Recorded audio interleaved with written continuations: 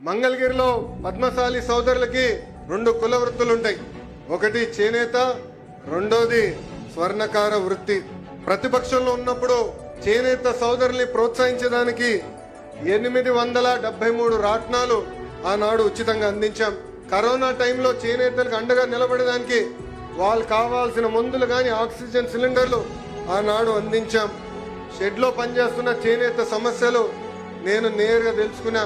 మీ బాధలు, మీరు పడుతున్న ఇబ్బందులు, మీ ఆవేదన తెలుసుకున్న తర్వాతనే ప్రతిపక్షంలో ఉన్నప్పుడు 2022లో ఈ వీవర్శాల కూడా మేము ఏర్పాటు చేస్తాం జరిగింది.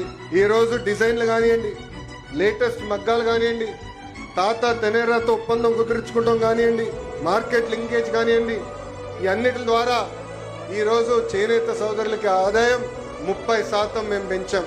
కానీ నేను ఆనందంగా లేను. నేను ఒక లక్ష్యం పెట్టుకున్నా. ఆ లక్ష్యం 100% ఆదాయం పెంచాలని, రెట్టింపు చేయాలని. స్వర్ణకారులు కూడా ప్రతిపక్షంలో ఉన్నప్పుడు లక్ష్మీ నరసింహ స్వర్ణకారుల సంక్షేమ సంఘం ఏర్పాటు చేశాం. దాని ద్వారా స్వర్ణకారులకి హెల్త్ ఇన్సూరెన్స్ కానివ్వండి, మెరుగైన పనిముట్లు కానివ్వండి, వాళ్ళకి ఆర్థిక సహాయం కూడా ఆనాడు మేము అందజేశాం.